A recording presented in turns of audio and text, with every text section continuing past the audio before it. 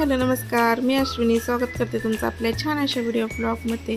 तर आज होता श्रावणातला दुसरा सोमवार आणि मी तर आहे ना घरी आज फराळाचं काहीच म्हणजे बनवलं नव्हतं, कारण की कामालाच 2 वाजले होते आणि त्याच्यानंतरनं एकटीसाठी करायचं ना कंटाळा येतो. मग मिस्टरांनी दुपारी जेवायला येताना ना उपवासाचा चिवडा आणला होता, तो खाल्ला आणि त्यानंतरनं मला बोलवलं होतं शाळेत. तर शाळेत कशासाठी? आमच्या वस्तीत जी शाळा आहे ना तिथं अंगणवाडी आहे. मी गेले त्या टायमिंगला ना मुलं छान अशी जेवायला बसली होती, त्यांची जेवायची सुट्टी झाली होती. तर मला बोलवलं होतं शाळेतला जो अंगणवाडीमध्ये जो खाऊ मिळतो ना तो नेण्यासाठी. तर मी त्यांना जा जा म्हटलं तरी ते गेले नाहीत. मग शेवटी मलाच जावं लागलं आणि बघा तो खाऊ आणून ठेवला. तर असंच दुपारचं पण वातावरण आहे ना आमच्या इकडे असं असतं. आता पप्पा घरी आले किंवा आजोबा कोणी असो, कृष्णाला आहे ना चक्कर मारावीच लागते. तर त्याने मस्त अशी गाडीवर चक्कर मारली होती आणि तो झोपला. बाहेर तर मस्त असं पावसाचं वातावरण झालं होतं, पण मला पण झोप तशी लागली असती बरं का. पण म्हटलं जाऊ द्यात, स्वयंपाकालाच लागावं, कारण की 3 वाजले होते. आजचा मेनू करायचा होता मला अळूच्या वड्या, पनीरची भाजी, तसेच मसाले भात. तुम्हाला पुढे पुढे कळेलच मी काय काय केलं होतं. पण सगळ्यात आधी तर आहे ना मी अळूच्या वड्या करायला घेतल्या, कारण की त्याला जास्त असा टायमिंग लागतो. तर मला अळूच्या वड्या ना प्रचंड आवडतात, पण मध्यंतरी काय झालं होतं, मला अळूच्या वड्या खाल्ल्या की ना भरपूर त्रास व्हायचा, त्याच्यामुळे मी त्या खाणं बंद केलं होतं. पण आज म्हटलं चला उपवास सोडण्यासाठी आपण मस्त असा बेत करूयात. तर कृष्णाला झोपवलं ना की अशी अवघड कामं करायला काय वाटत नाही. पण कसं आहे, तो जर जागा असताना की मध्ये मध्ये करतो, त्याच्यामुळे मग कंटाळा येतो ते करायचा. पण त्याला झोपी लावला आणि त्यानंतर ना अळूच्या वड्या करायला घेतल्या.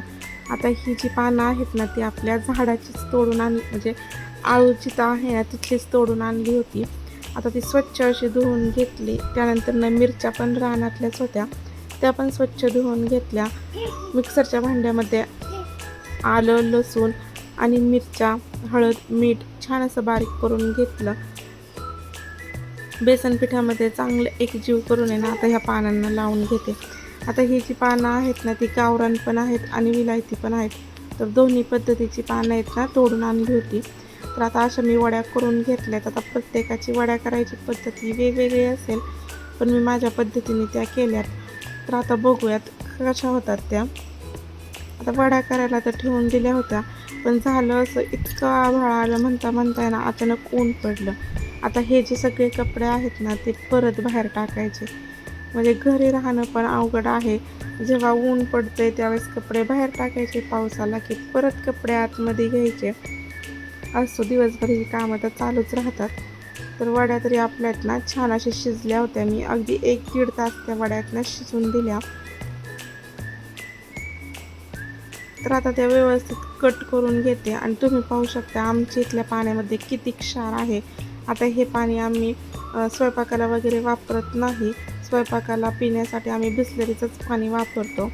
तर आम्हाला सगळ्यांसाठी ना मसाले भात करायचा होता, पण कृष्णासाठी मी पांढरा भात करून घेतला. तर आता आहे ना बाहेर छान असं सारवलेलं होतं, तर बाहेरचं काय झाडायची मला गरज वाटली नाही. पण म्हशींना पाणी वगैरे ना पाजायचं होतं, तर तेच आता करून घेते आणि त्यानंतरनं परत स्वयंपाकाला, म्हणजे स्वयंपाक तर काय आपला दुपारपासून चालूच होता, पण संध्याकाळी चहा ठेवला छान असा. आणि आता ह्या ज्या वड्या आहेत ना त्या तळून घेणार आहे. तर इथपर्यंत तरी माझ्या वड्या छान झाल्या होत्या, त्याचे काप पण छान झाले होते.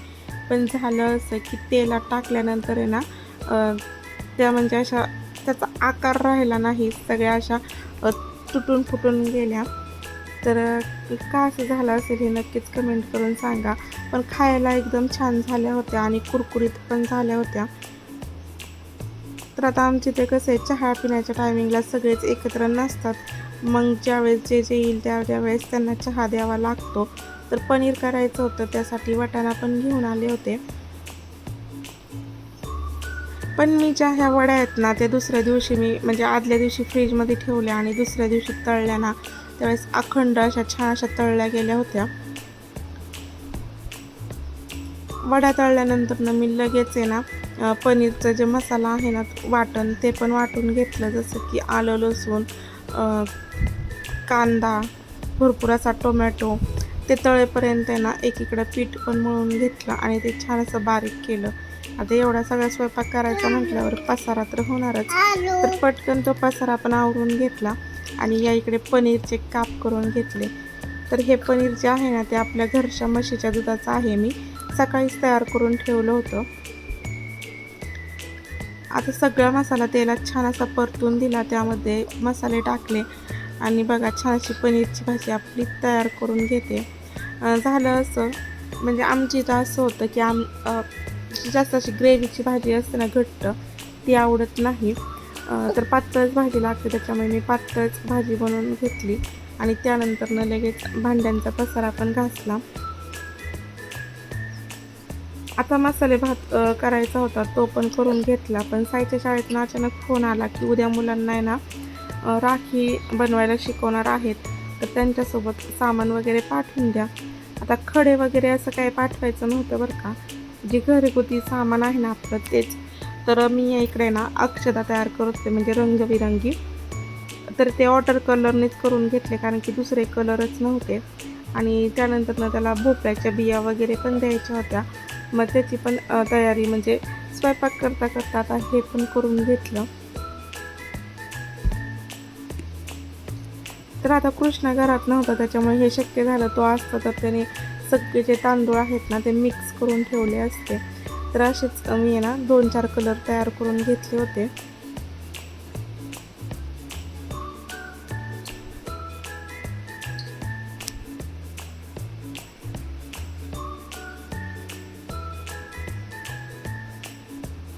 तर आता हे सगळं करून घेतल्यानंतर ना मला अजून चपात्या करायच्या बाकी होत्या.